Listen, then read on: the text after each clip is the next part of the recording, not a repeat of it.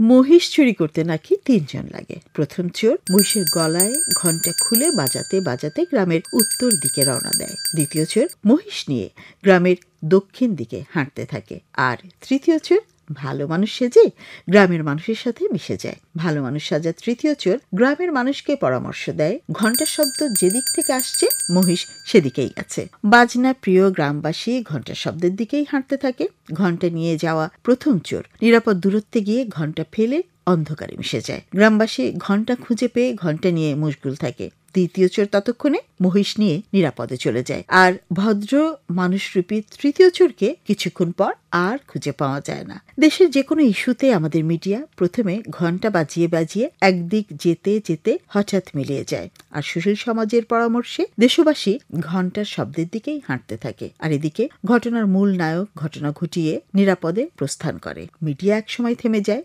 তখনও দেশবাসী কুড়িয়ে পাওয়া ঘণ্টার আলাপ করতে থাকে, না হলে ঘণ্টাটি বাজাতে থাকে।